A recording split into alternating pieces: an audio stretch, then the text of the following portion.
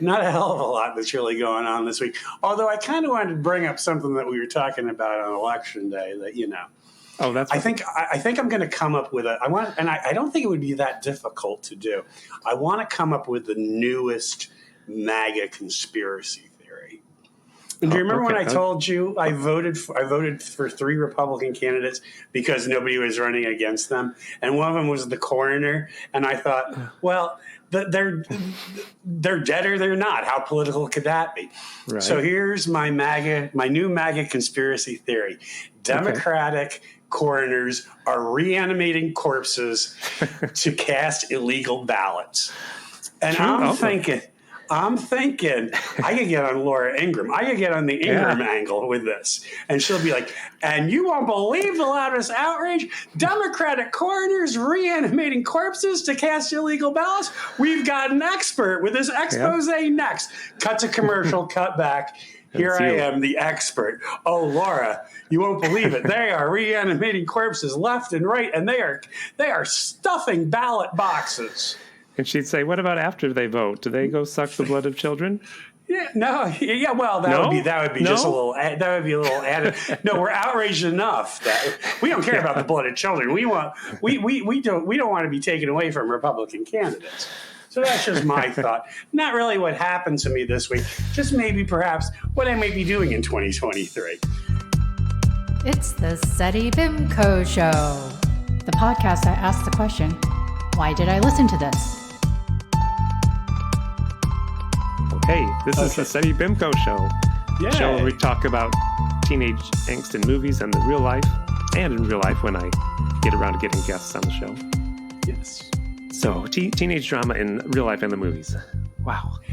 I'll have to edit that all together. Yes. SEDDYBIMCO. I'm working on the jingle. I think we need to get a jingle going with the spelling because I'm thinking people don't know how to spell SETI Bimco.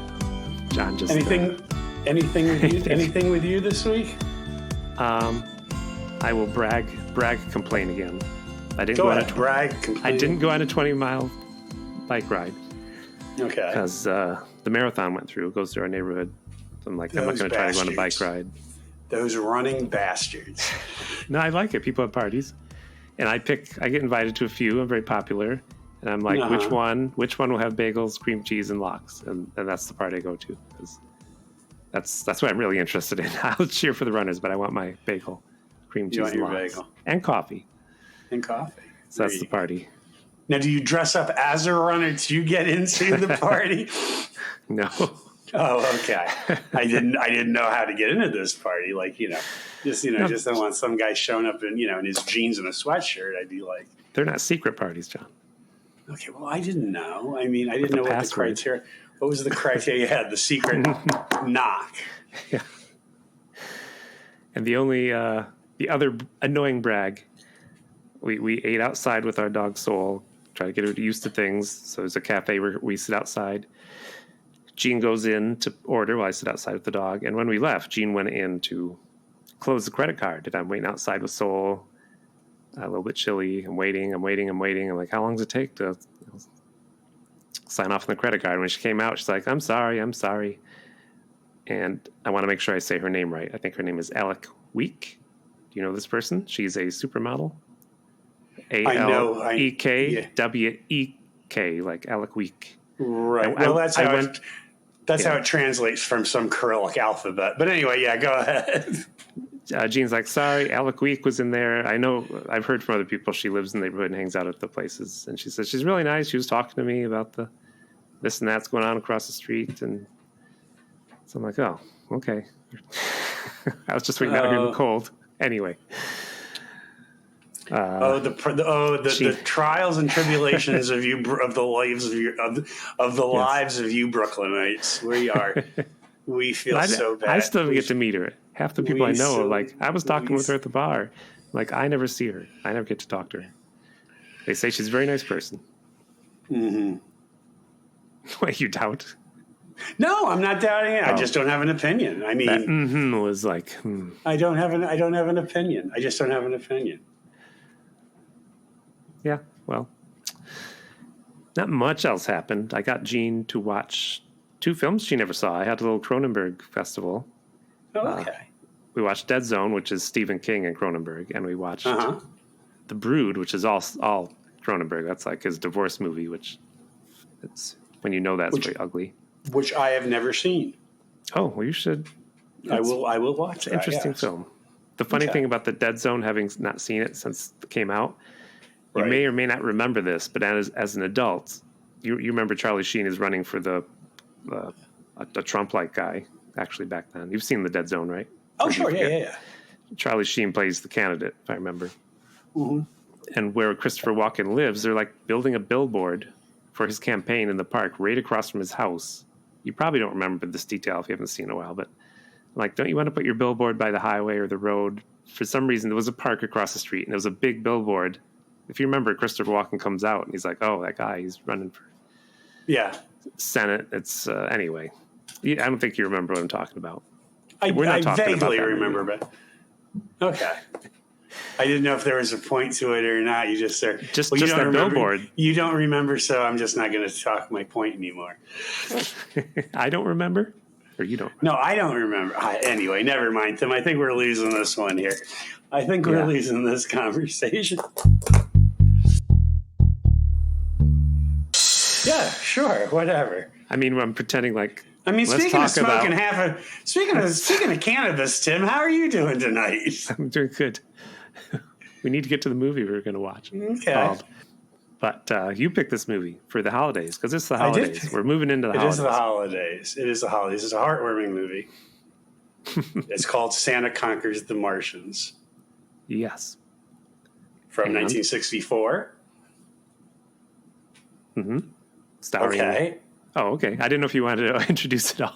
No, I mean, you can jump in any time. The only person of notice, the only person to note is Pia Zadora had her first role in this as the little Martian girl called Gurmar. And also Ned Wertimer. Did you know he's the news reporter at the beginning of the movie? He played the doorman in the Jeffersons. Yes. So he looked no different here. He looked like he looked the same. He had this because he looked the same in every role he ever did. No, I was wondering if you were going to. If you were going to mention that. That reminded me of my super early brush with fame. My parents used to go to Cape Cod when I was a kid. With Ralph the Doorman close from the Jeffersons. We used to go to Cape Cod when I was a little kid, and we went to this restaurant called I forget, but it was on a pier and it was popular. And the waitresses are talking to each other and mumbling under their breath, and finally we realized the table next to us is Franklin Cover. He played Tom Willis on the Jeffersons. On the Jeffersons. I don't know what else he ever did. And we looked over and like, yep, that's him. That's him. That's Willis. Tom Willis. Did you ask him where Helen was? Are you cheating? No. Was he with like his wife in real life? And did you like as a little kid go, "Where's your real wife? Why aren't you here with your wife Helen?" Yes. Is she still sitting in that sky high apartment on the east side? Why isn't she with you? No. I understood acting, John. Those are the only two people worth mentioning. I don't think anybody else in this movie is of note.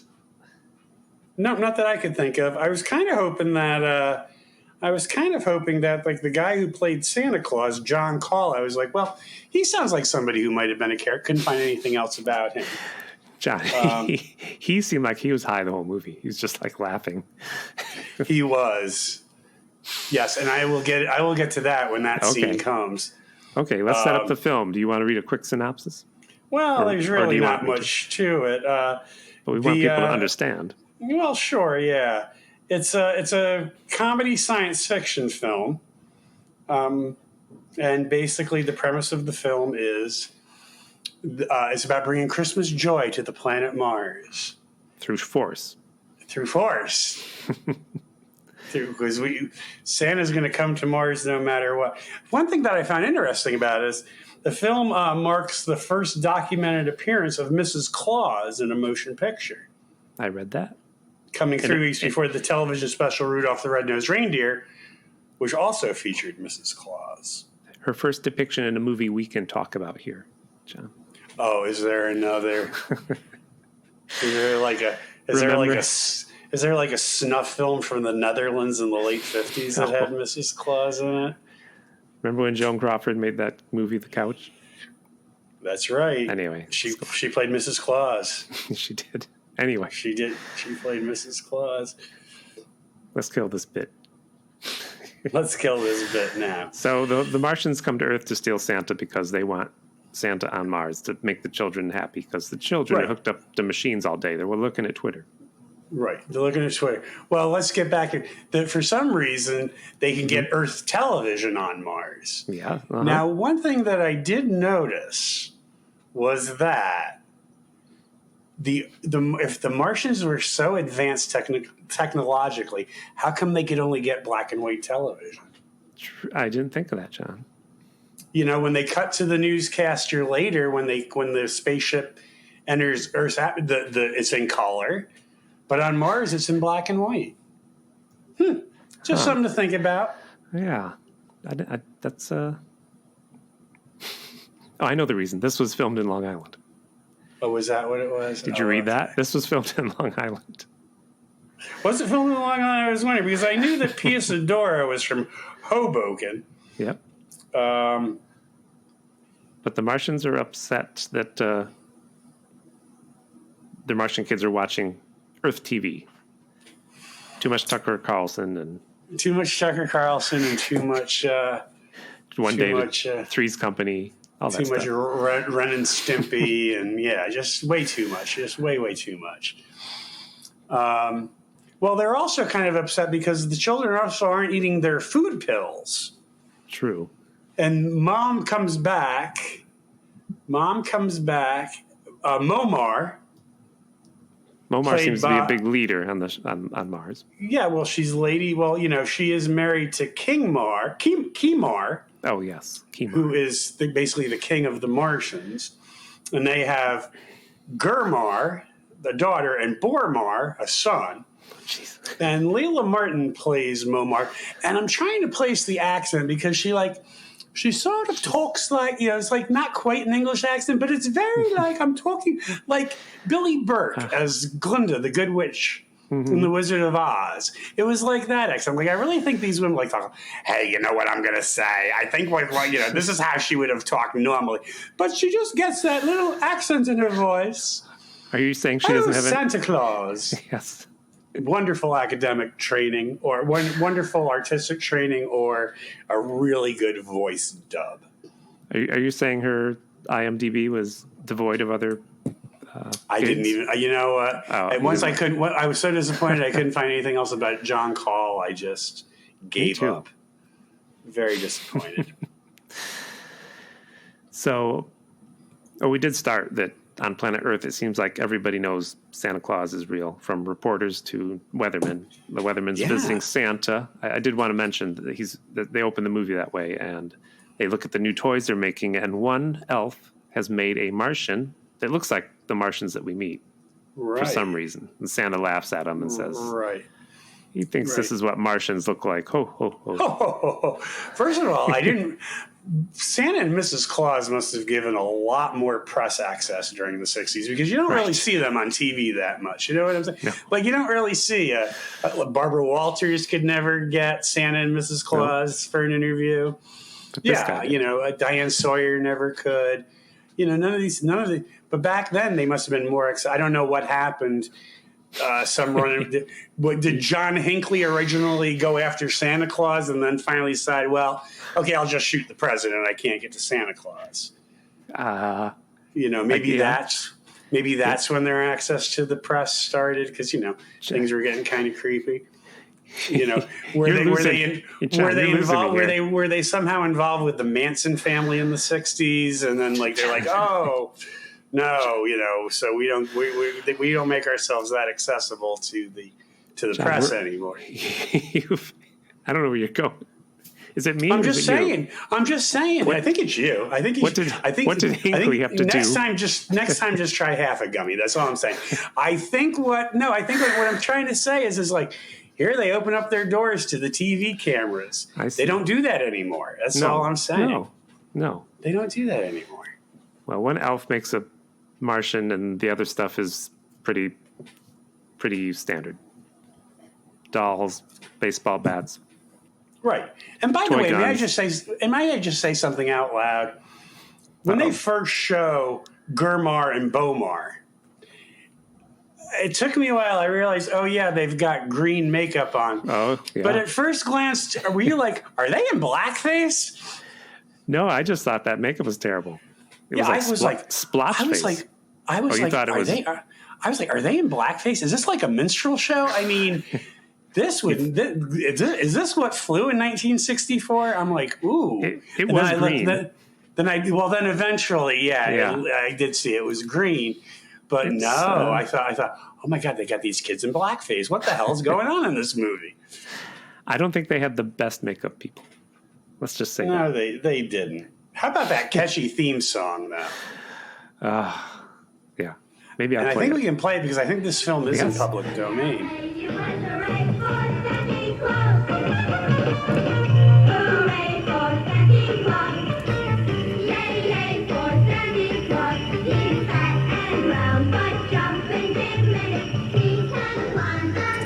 Santa Claus. That's not how it goes, John. Well, something like that. Anyway. Well, on Mars, they put their children to sleep with sleep spray. I don't know if you noticed that. Only if they have trouble sleeping. Yeah. And you know what why I think they had trouble sleeping? I didn't realize that the Martians were into Danish modern furniture. Right.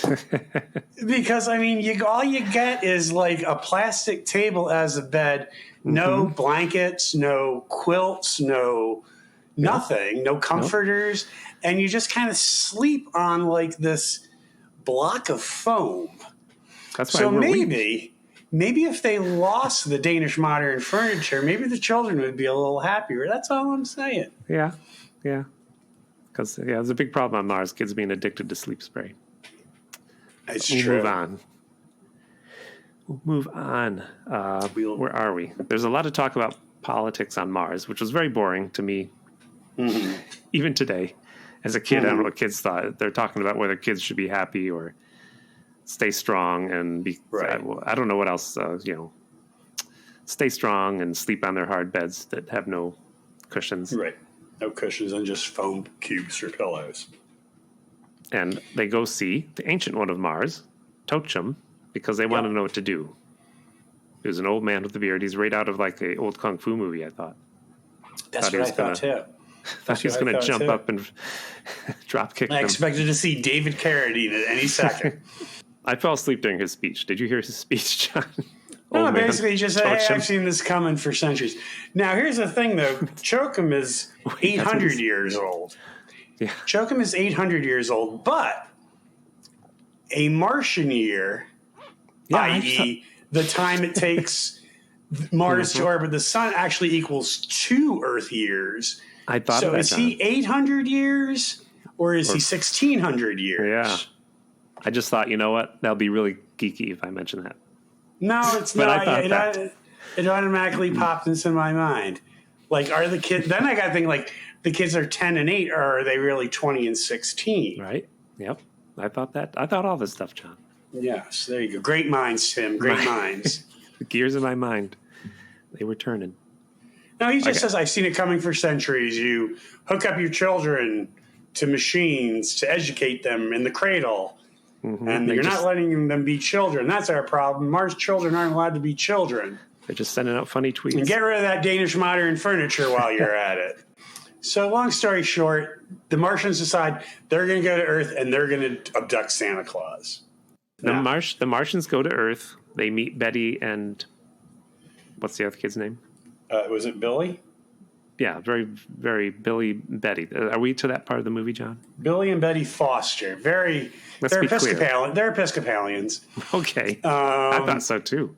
Yeah, they're Episcopalians. And, Betty is not really dressed for the winter weather. And at first I thought, are they homeless children? Because he's like up against the tree and he says, Betty, stop trying to talk. I'm trying to get some sleep. I'm like, you're outside in the snow. I know. Against the tree. Sleep. I'm like, are these homeless children? Have these children been abandoned by their parents? 7-year-old. Are they street urchins? Why is he trying to sleep under a tree? That's and what I Betty thought. is not at all dressed. That short skirt, she is not at all dressed for the winter weather. And there's no 7-year-old that's like, I want to take a nap in the snow. Right. That's something was wrong. Exactly. That's my point. So basically, Betty says, if I see a Martian, I'll scream, because they got their little transistor radio and they're talking about. That's right. They think that there's a Martian spacecraft. Yes. And Betty starts screaming, and then Billy wakes up and sees the Martians, and they take them to the North Pole. Again, if you notice in the newscast. Well, wait a minute, John. Okay, go ahead. What's there to wait a minute on, Tim? You're just leaving out little parts. They squeal on Santa, say he's at the North Pole, and like, okay, we're going to go there, but we're taking these kids with us so they don't talk. So they don't snitch on us. Yes. Okay. Now. There you go. So then they go up to the North Pole, and again, it was established in the opening newscast where Ralph the doorman was the broadcaster that is minus 91 degrees yes, in the North Pole. Here's Betty in that short skirt wandering all over the North Pole. I'm sorry, if it's minus 91 degrees, don't you think her legs would have had to have been amputated? I think so. There are a lot of inconsistencies in this film. I just want to say. You're skipping parts of the plot. They get to the North Plot? Pole. The kids escape. Beppo. What's his name? He's an important part of the plot. He is Droppo. Droppo is comedy relief. He's in charge of watching the kids, and that's why they escape. Because Droppo is and the wackiness ensues. Yes. Well, Droppo is always dropping off to sleep. Yep. He wants to. I think that's how he winds up on the. That's where the stowaway comes in, because he fell asleep on the ship. Yep. Not they funny weren't to going make. to bring him to. Narcolepsy is serious, John. They shouldn't have been making. I think narcolepsy is a laugh riot, Tim. I guess we'll just agree to disagree on that one. You liberals. You snowflakes. Get over it. We're going to laugh at the narcoleptics. We're going to make so much fun of them. So one thing that Droppo knows a lot about is elevators on the spaceship. I just want to point that out. Mm-hmm. So we know the answer to question one, right? Maybe. Everyone's obsessed with the radar box. Because that's what children It's just like basically a toy box. Isn't it like a toy chest? I mean, it is. It's like some sort of cabinet, and they put some wires in it. That really wasn't very convincing. So the kids escape. They're chased by a man in a bear suit. They're chased by the Martians. Then they're chased by... Wait, whoa, back up. Whoa, back up. A man in a bear suit? You're telling me that wasn't a real polar bear? Sorry, yeah. Oh, man. Wipe the egg off my face. Color me embarrassed. I thought that was a real polar bear, Tim. Well, he was good. I think that was Marceau. He was convincing. Marceau was in that costume. So I guess. I don't see him in the credits anymore. Maybe it's just what they call an uncredited cameo. Yes. So they send Torg, the robot. And AKA my 5th grade Halloween costume. Right, it was. You didn't like that suit? Well, I don't know. I thought he was going to be like a monster or something. I thought he was going to be like some carnivorous, Torg or Tord or whatever the hell he was called. Well, we didn't see him till that part. It was like Jaws. They couldn't get him to work right, so they couldn't show him through half the filming. And it took a long time to get that robot right. So it was worth the wait. Yeah. Yes, it is true. So they have guns that don't shoot anything except they freeze people. They make a popping sound. Yeah. When you open up those canisters of rolls at Thanksgiving, you know what I'm talking about? Like the Pillsbury. Yeah. Yep. Yeah. I'm coming up with a machine because that sound terrifies me. And I'm coming up with a machine that will twist it. You turn it on, it's like a 30-second timer. You escape from the kitchen. It'll open the tube for you, and then you can come back in. Good. Much like when the dental hygienist, after they put that lead vest on you to take X-rays, they hightail it out of the room. But you're okay. You got the lead vest on. You got gamma rays pointed at your lower jaw. You're fine. You're fine. We're gonna be 3 doors down controlling this thing, but you're fine. Last time I was at the dentist and I was sitting there with the stuff in my mouth, the hygienist is like, "Do you know my YouTube page? I have a YouTube page. It's a travel page. I'd really like it if you follow and like." She told me. People are shameless. Take a look at it. People are shameless in their social media presences, aren't they? I just went to Venezuela. Take a look. You know what? And then that kind of falls under the ignorance is bliss category, because it's like, maybe I don't want to see what you do in your private life. Maybe I do not want to know, since you do put sharp instruments in my mouth. Mm-hmm. Maybe I don't want to know what you do outside of this dentist office. You and your husband. I don't want to see what's going on. See it. So they get kidnapped, and there's something that happened here. They put this German Nazi guy in the news, which is funny, as we all know that Walt Disney was pals with Werner von Rocket Man, Nazi, who we brought over, got us to the moon. If anyone out there doesn't know their history, we kept the Nazis that were useful. Killed 6 million Jews, but it's okay. They got us to the moon. Yes. So they put this Werner von Green. I wrote his name down, and he's just talking about the Martians, and at one point he calls them Martian monkeys. Twice. Yes, I wrote that down, Martian monkeys. I'm like, what is going on? Which we would not say. No. We would not say that out loud. We would not call them Martian monkeys. And there's a Martian mellow joke that Dropo tells, and I'm like, oof. Yes. Not going to even. Oh, there was a little gag I skipped over here. But when early on in the North Pole, when Santa's trying to name his reindeers like Dasher and Donder and Comet and Blitzen and Nixon. Wait, no, not Nixon. Where did I get that? Yeah, this is 69, so he was. This is 64. Oh my God, he was vice president. He was.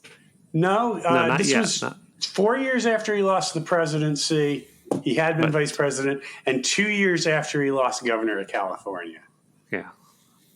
That's weird. But maybe maybe his name was out there. Maybe he was considering running in 64, but they picked Goldwater instead. I don't know. Maybe that actor was like today's QAnon. He's like, yeah, Nixon. Gonna slip in his name. Mm-hmm. Anyway. So Dropo, let's see. They head to Mars with the kids, and they introduce Earth kids to the Martian kids. And the Martian kids are very emotionless and bad actors. But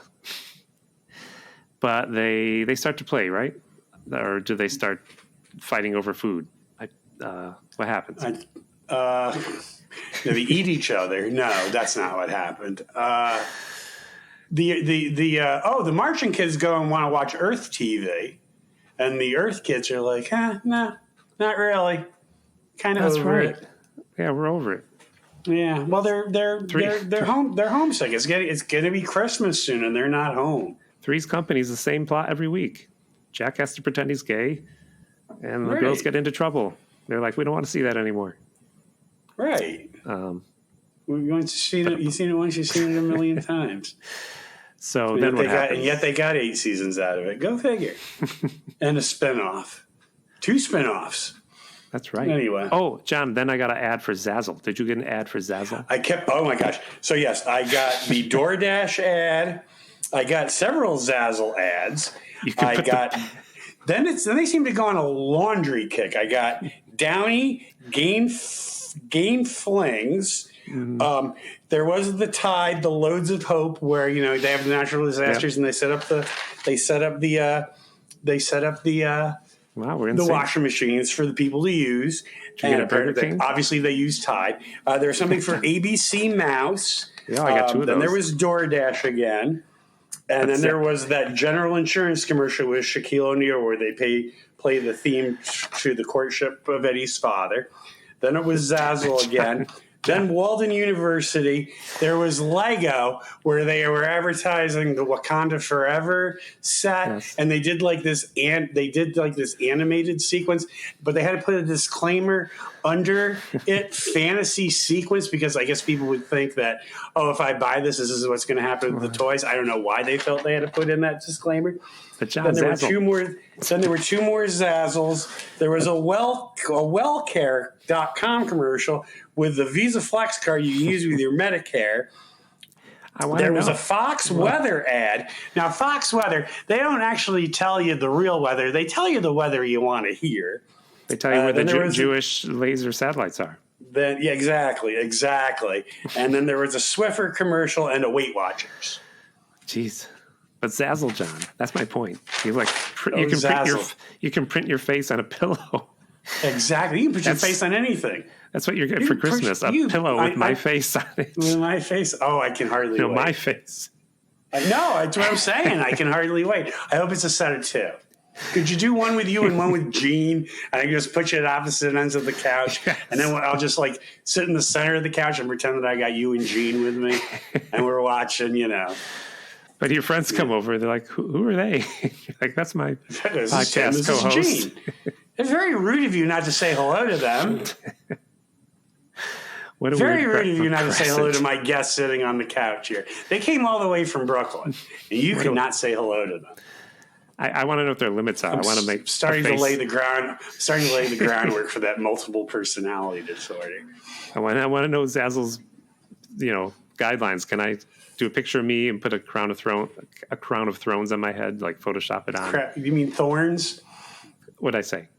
You said a crown of thrones, which I think it's Game of Thrones and Crown of Thorns. Crown of Thorns.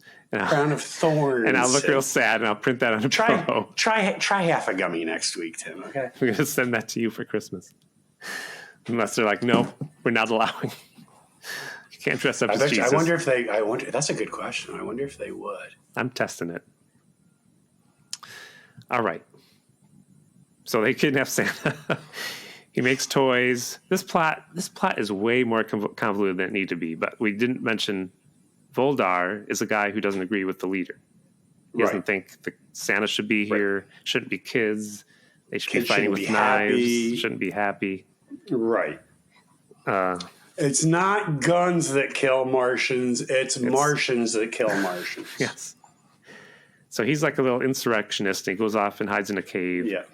And and Drapo is an idiot and dresses up like Santa Claus. And they kidnap him thinking he's Santa Claus and take him to their cave. Because all he's saying is, ho, ho, ho. He's not even very convincing in that. No, and he's got green skin, and they don't notice. So they don't notice. They just see the red suit.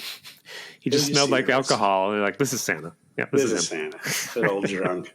Drapo 16 drinks as much as Santa. He's been drinking Egg Nog since Finland.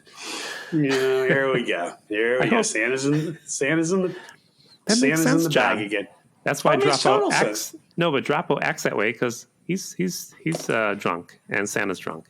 Why did they put that in the plot? That's why Drapo is such an idiot. So Voldar. Okay, you take the next part here. Well, I don't know if it's the next part. You say, "Oh wait, no, John, you got to back up." It's like, no, I really don't have to back up. Those are the plot points. So Voldar goes back and sabotages the toy machine, and out pops a doll with a teddy bear head, and out pops a bear with a doll head, to which a young Pia Zadora delivers the line, "There's a doll head on the teddy bear and a teddy bear head on the doll," which I'm guessing took about 30 takes, because I can't believe that Pia Zadora could get that line out in just one take. Are you a Pia Zadora hater? I'm not a Pia Zadora hater. What I don't understand is, though, so there's this movie Butterfly from like 1981, 82. It had Orson Welles in it, actually, and it may have been Orson Welles' last movie. If not, it was pretty darn close to it. But anyway, she was married to this billionaire, and he was a billionaire, like even like the early 80s. And he was like 31 years older than she. Yes. And they claim that she won they used to give out a Golden Globe for New Star of the Year. They don't do it anymore. Maybe because of Pia Zadora. And the allegation was that this billionaire husband paid off the Hollywood Foreign Press to give his wife the Golden Globe for New Star of the Year. The question is, how could you win the Golden Globe for New Star of the Year in 1982 for Butterfly when you had already made the classic Santa Claus Conquers the Martians 18 John. years earlier. You broke this case wide open. I broke it wide open. So the toys go wrong. There's like a baseball bat with a gun attached, and there's a squirt gun that shoots jelly, and a boat that sinks, and a train with square wheels. It all comes together, John. Nobody wants a Charlie in the box. Oh wait, that's another one. Never mind. That's the one. That's what I meant. That was a good Charlie box. Thank you. I do that during last year. I think it's hilarious during the holiday season working for the major discount retailer based in Bentonville, Arkansas. And that's why I'd like be pulling a cart along. I'd be like, nobody wants a Charlie in the box. I just do that randomly around the floor, all during the Christmas season. That's a good one. Thank you. Do people laugh? Or they're just like, people just kind of. That's John. No, I normally get the reaction, huh? But I do get a few laughs. In between the huh. But yeah, this plot was way too convoluted because Voldar comes back to threaten them because thinks he's got Santa Claus, but he doesn't. And this fight ensues with toys. So they got in a fight with toys. That's what happened. They shot. Yes, which I was like, have they all been doing mushrooms? This is where you're talking about Santa and Droppo being drunk. I'm like, no, they're not drunk. They're doing mushrooms because that was some really weird shit with like the Indian chief on the drum. Totally inappropriate. And it was just like, and I just like these like soldiers. These like. Yeah, just like coming at, and I was like, wow, this is freaky. Somebody did some mushrooms. I was going to say dropped acid, but no, that looks more like a mushroom. Yes. That looks more like a mushroom-induced scene. Yep. Just from my experience, that's all I'm saying. The Slinky and the... Yeah. I'm blanking. And Droppo got very excited about the Slinky. I calling back. He's like, it's a spring, but it goes down the stairs by itself. I think it might have been, was that originated in Long Island? There's toy companies out there. Anyway. Well, I don't know. We'll look that up. But Slinky would have been relatively new at that point. Maybe it was the hot new toy. I don't know. Yeah, it was. Yeah, so. And all it was a spring. That's really all it was. It was a big spring. Made us weak. Not like the Martians. So, it ends with everybody laughing, like they're on drugs, because Santa made them happy, right? Yeah. Exactly. And some scenes the green makeup was on, some scenes it wasn't. But Voldar tried to shoot them into space, so I was like, right. He tried to murder you, and you're just kind of laughing now. Laughing him off. Because he's laughing. I don't know. But that's how it ended. They decide they're going to let Santa go back, right? And Droppo is going to be the Santa Claus on Mars. That makes sense. Finally, something makes sense. Droppo is going to be the new Santa Claus. Terrible. Because that comes. I had to point that out because that's going to come into the answer on one of the questions. Well, so I had to make that point that Droppo will be the new Santa Claus on Mars. Okay. Run out of time, so I guess we'll go to quiz time. Let's go to quiz time. I'll call it the SETI Q&A. Brain twister. Answering quizzes. Theme song. Do you like quizzes, John? I do love quizzes. Brainstorm. I'll call it SETI Q&A. Brain twist. The BIMCO. I love quizzes. The BIMCO. I'll call it theme song. No. Maybe I should explain. We kind of have these 3 questions, and we explain what happened to certain characters in the movie. Whew. I hope we didn't leave anybody out of the explanation of the movie. The first question is, who from this show was voted most likely to be the CEO of an elevator company? Which I could not come up with an answer, but you gave it to me, Droppo. Because he knew about the elevators on the spaceship. He explained how they worked. Exactly. So, he said, I missed that totally. And I honestly did not know who I was going to pick for that. That was the one question I couldn't answer. I was like, I don't know who would. But then you said, so yeah, Droppo. But do you have a story to tell?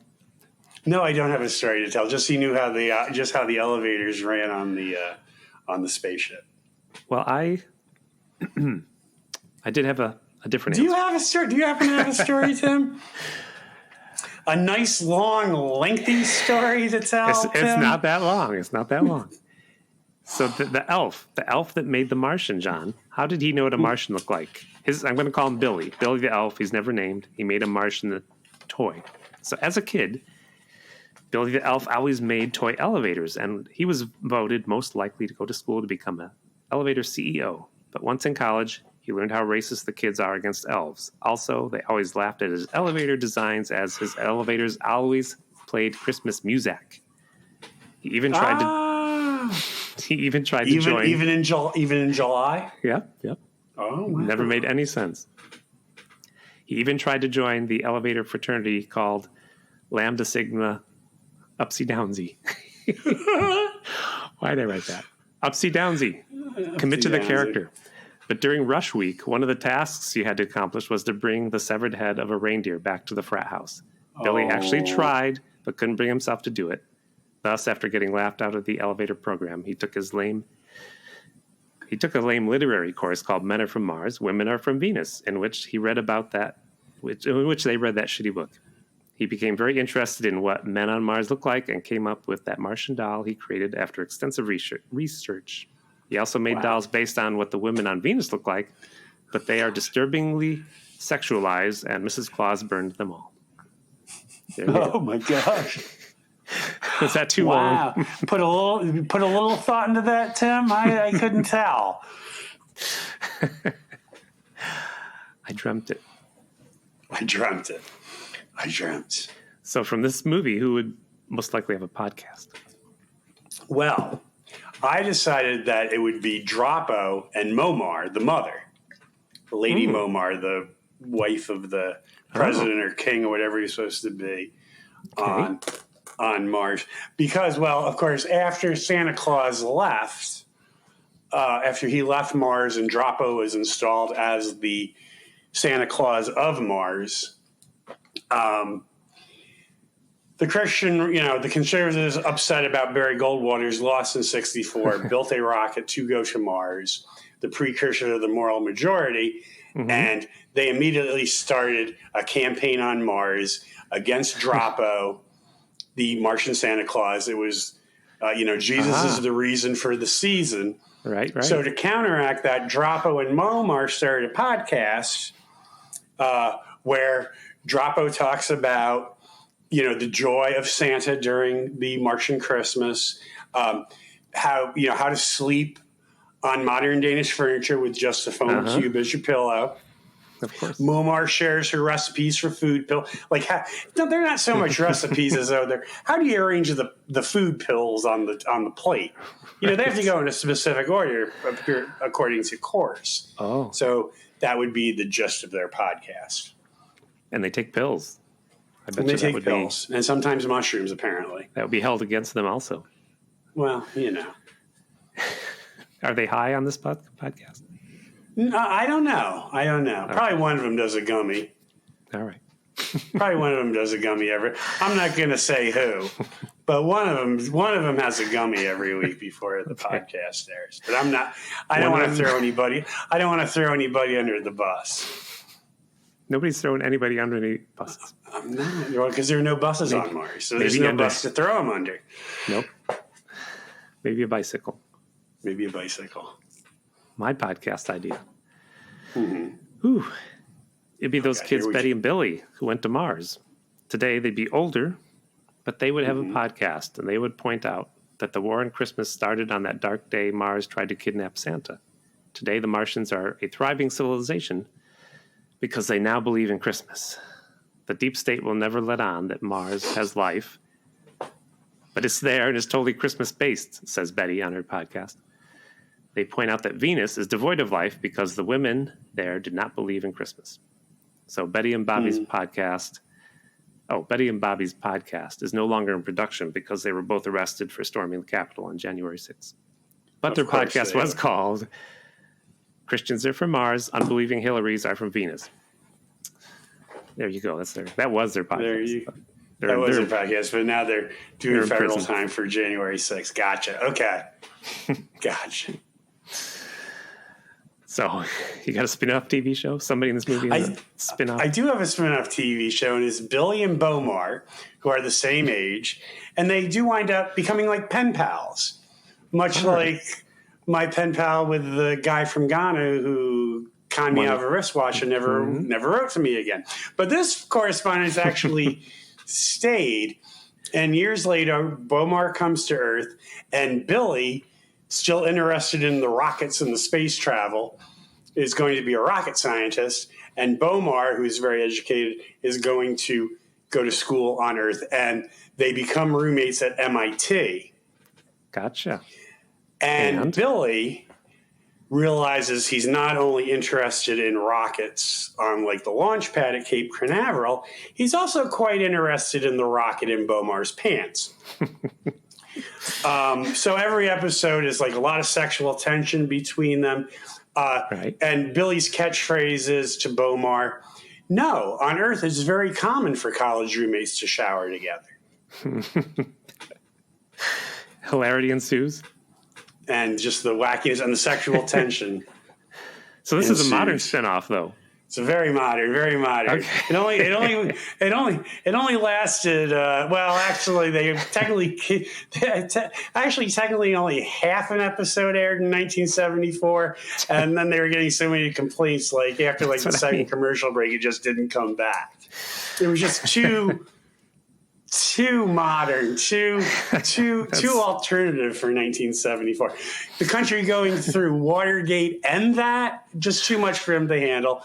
So the second commercial break, the network pulled the plug on it and ran a rerun of the Patty Duke Show. They took this off and just stole the idea and made The Odd Couple. Take away that other stuff. Just make it the Take away all that other. Take away the men showering together, and you got yourself a show there, pal. They're like, they shouldn't shower together.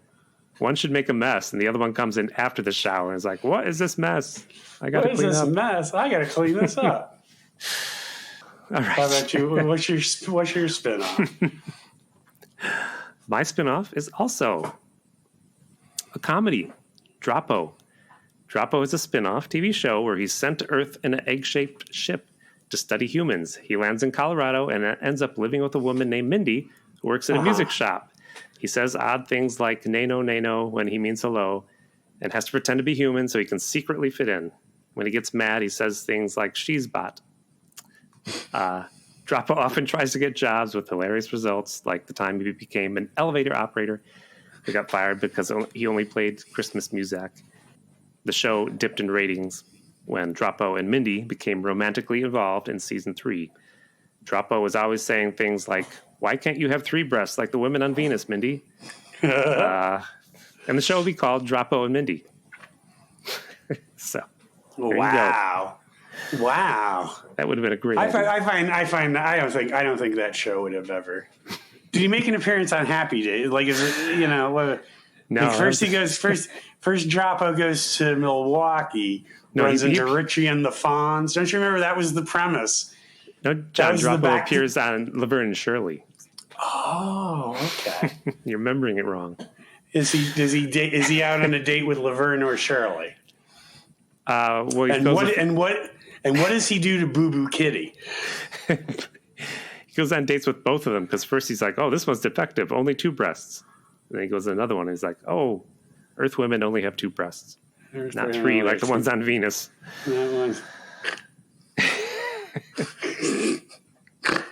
I guess we should. I think this would be a good place to stop. Wait, shouldn't we read George's letter this week? We can read George's letter, sure. George's. This is like a book of the gospel. George's letter to the Ephesians. Hello?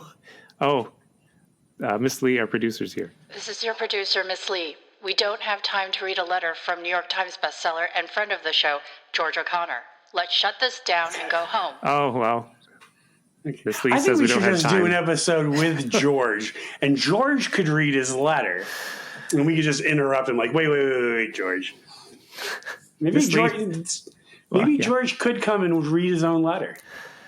I don't know. I don't want to do that. He'll interrupt everything I need to say. So I got a lot to say about it. Well, it's okay. But Miss Lee says no time. The joy of doing this is that, Tim, you can edit in your comments later. Yeah, I could do that. That's too much work. All right. Okay. But it's all about, it's come next week. It's all about George's love of He-Man. And, you know, he grew up with He-Man figures. You and I grew up with Love Boat figures. I do. And you know what? You know what I found the other day? I found my Julie, your cruise director Julie action figure I found last week. Yeah. Do you remember how Gavin McLeod, you could use him in the Love Boat playset and Mary Tyler Moore, but they didn't do them the same size. So if he goes to Mary Tyler Moore, was a lot bigger than this. You just have to do that episode where he suffered from gigantism. He had that episode where Murray had a thyroid condition. Yeah, I remember. I always reenacted that one. Half the people are like, what are they talking about? What the hell are they talking about? They have no clue. Gavin there's McLeod. a show called The Love Boat. Yeah, Gavin McLeod. He was on Mary Tyler Moore, and after that was over, he just gave up, and he was the captain on the Love Boat. I don't think there was much work involved with that show. I shouldn't criticize. He actually, you know, what you think about it, though, he had a show on the air on a major network for 15 consecutive years. Yeah. 15 consecutive years. Hey. Then I think Princess Cruise Lines hired him. And I think for like the next 20, 30, he just passed away in the last few years. And like, so for like 20, 30 years after the show went off the air, he was just like doing all these personal appearances on these Princess Cruises. A, getting paid huge bucks. B, being able to get on the cruise. Yep. Hey, if you're happy, just like we talked about last time, you Ronald McDonald for 15 years, I'm sure it paid well. Right, exactly. Not as well as Mr. Whipple, Please Don't Squeeze the Charmin, but pretty darn good all the same. Well, I guess we made it through a show. We made it through another show. There we go. Please email us. SETIBIMCO. Please. Wait. Just in case. Did anybody else write us? No. You set me up with so much hope every week, Tim. Email only us. For that. SETIBIMCO with an E at gmail.com. Maybe we SEDDIBIMCOE. I'll have to put some music to that. Yeah, we'll see. I don't know if we're on Twitter anymore, but Instagram, SETI_BIMCO. Just follow us on Instagram, and you can come to the Discord and see all the behind-the-scenes funny pictures I post. The making of. Whew, was that it? All right. I think that does it for another week, Tim. We won't be here Christmas. Come back. I'll tell you that next week. We're taking Christmas week off. Happy holidays. Ho, ho, ho. Happy winter solstice. Happy Kwanzaa. Because I'm in war with Christmas. Bye. Bye, Tim. SETIBIMCO is a podcast by Tim Hamilton and John Kelly. Produced by Miss Lee. Music by Tim Hamilton. This has been a Pity Party Line production. Party line, it's a party line. File. You know what? Anyway. I mean, I don't know. That's, Anyway. I don't know what to say about that. But I still like watching a good Roman Polanski film.